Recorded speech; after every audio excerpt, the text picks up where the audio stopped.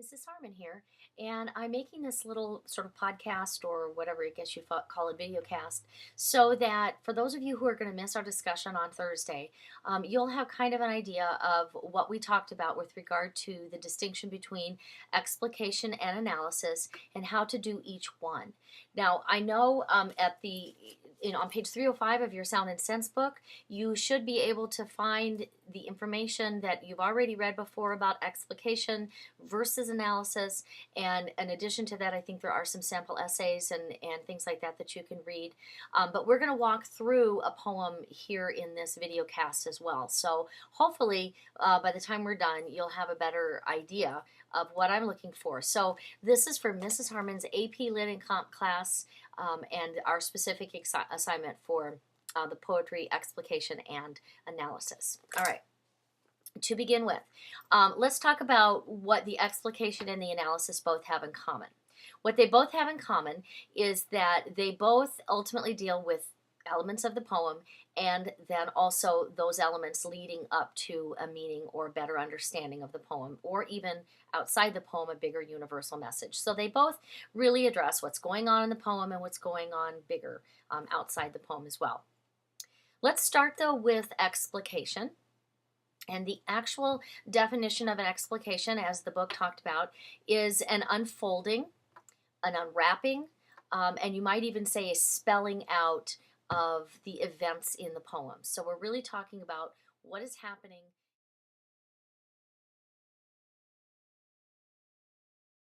in the poem.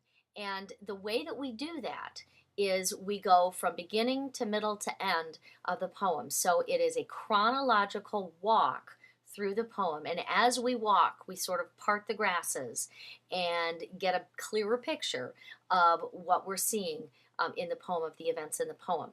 Now, one of the best ways to do that for us, or the simplest way for us to do that, and in this respect, is to take a look at both the literal elements of the poem and the figurative elements of the poem. So literal and figurative elements, literal meaning just what is happening at the time, and that's going to require us to probably define some words that we don't know.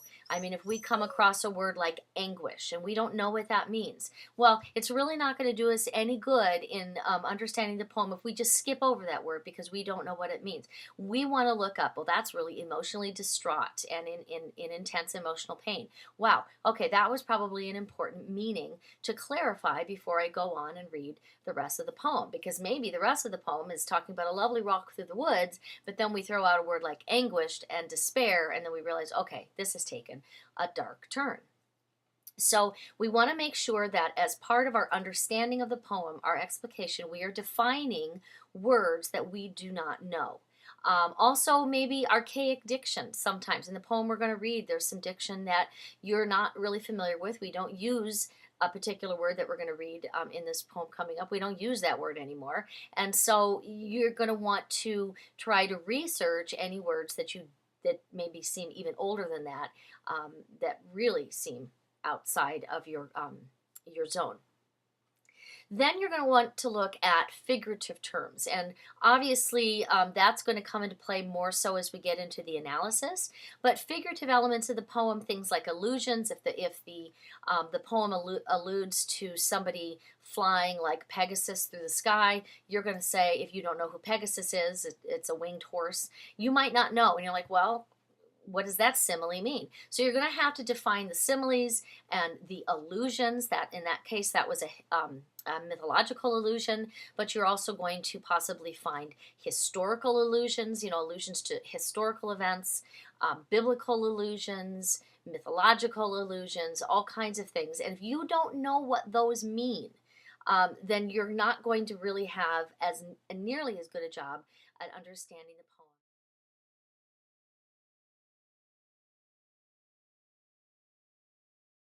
Now, I want us to keep in mind something here.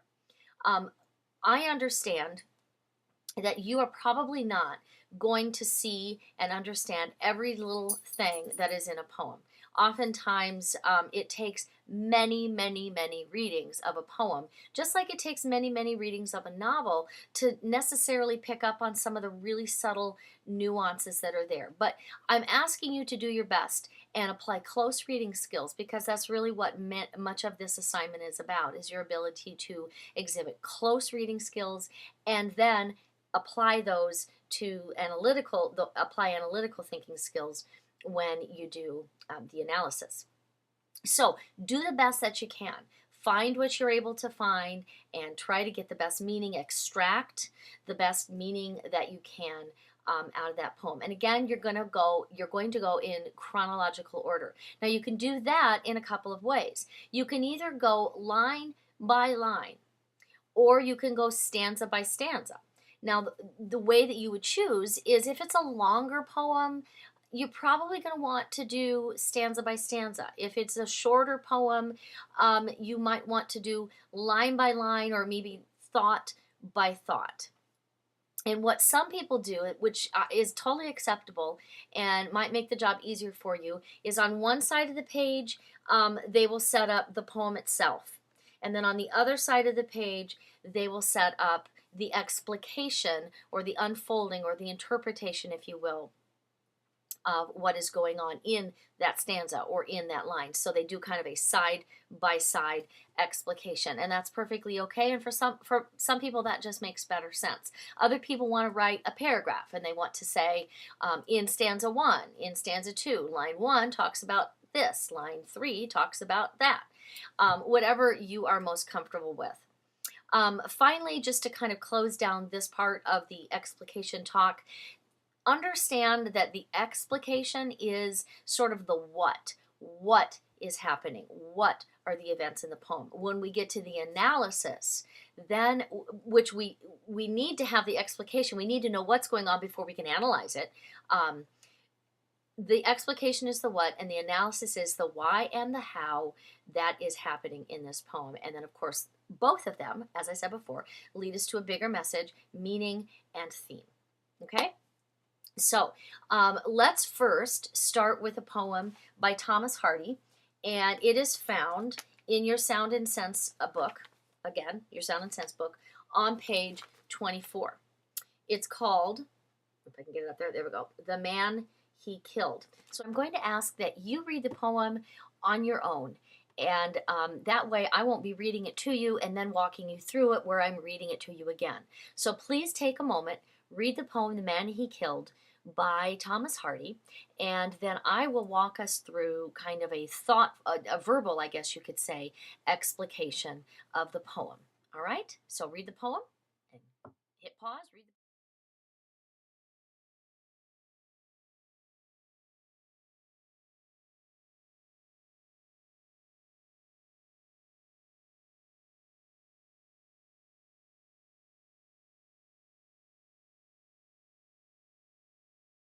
Okay, so if we look at the poem structurally, we have 5 stanzas. So let's walk through, let's just say we do a stanza by stanza analysis, and we'll throw in a few kind of line by line elements in there as well. Had he and I but met by some old ancient inn, we should have sat us down to wet right many a nipperkin.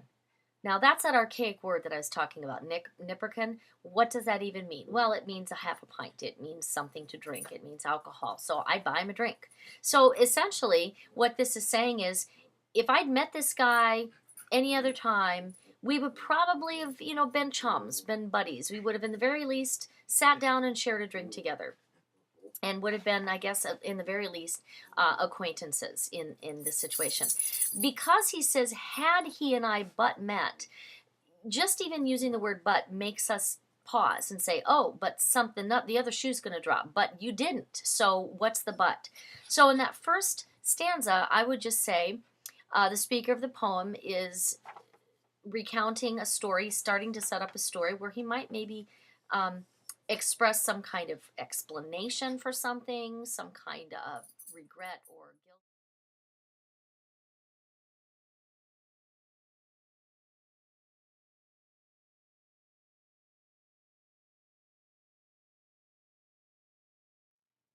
The second stanza sets up quite another scene. But ranged as infantry and staring face to face, I shot at him and he at me and killed him in his place. So now we know that these guys weren't buddies in a bar. They actually were soldiers in a war. And he's now trying to set up a situation where he's maybe explaining, well, if I knew, he and I were just two people, and in other circumstances, things might have been very different between us. So in stanza 2, we might say, but these two, the speaker is talking about this other gentleman who is unnamed and unknown as a soldier, not a fellow soldier, but an opposing or an enemy soldier. And in the process of hand-to-hand combat, he ended up killing this man.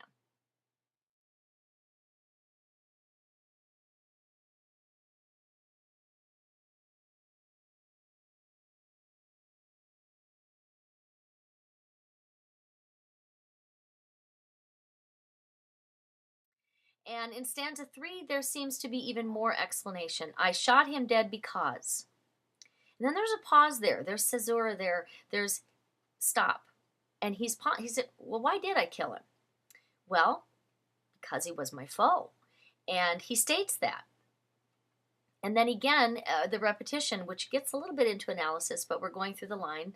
The third line in the third stanza, just so, colon, foe, of course, my foe, of course, he was. And he's really trying to, I guess you could say, rationalize this. That's clear enough. Although, so stanza 3, we might say, well, he's trying to figure out the rationality behind why he has killed this man. That's clear enough, although. And that third stanza kind of leaves us hanging. There's no definitive end. There's no punctuation that ends that stanza, but the entire stanza ends with the word although. And it makes us think, but what's coming next?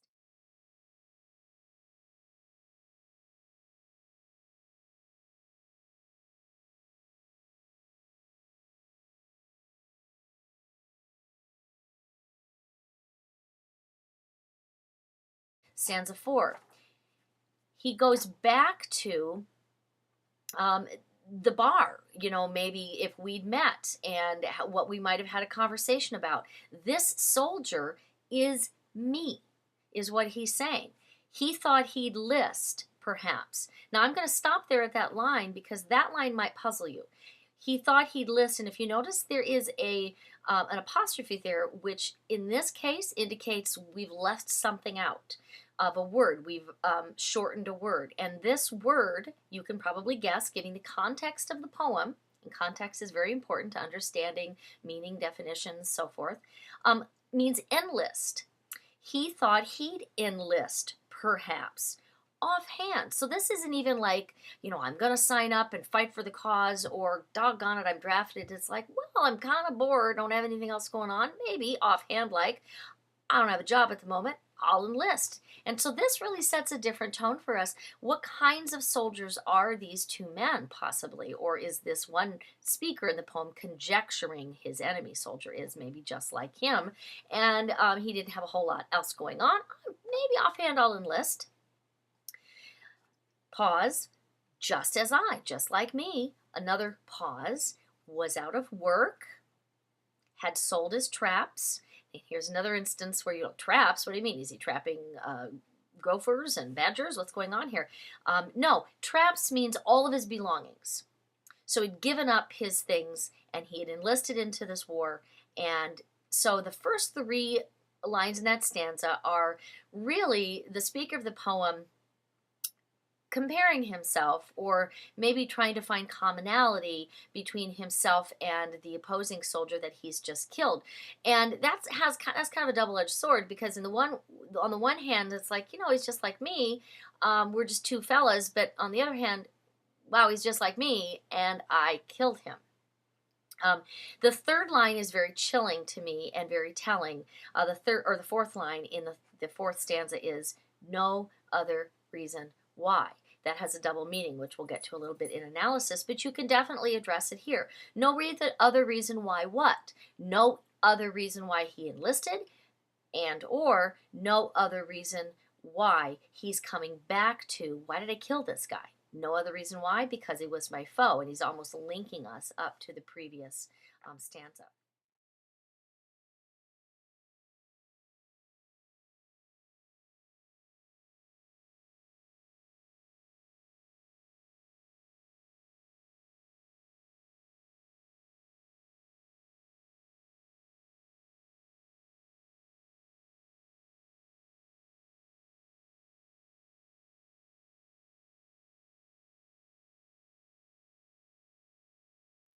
And then lastly, stanza 5, um, we need to kind of find some resolution, and we'll see how much we get.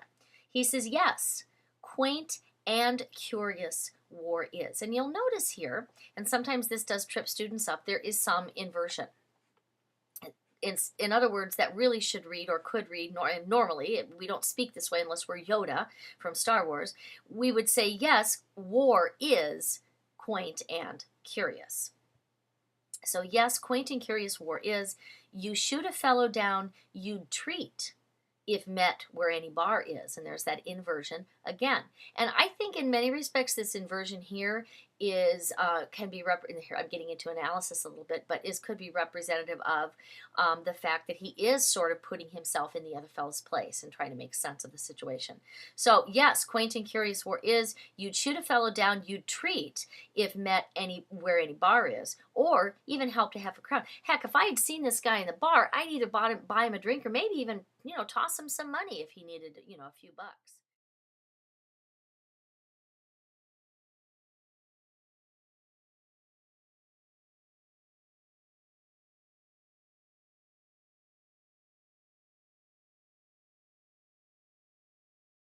So we can go through this poem from an explication or an unfolding perspective, and we can basically say that this is a poem where a soldier is trying to make sense of the experience that he's just had.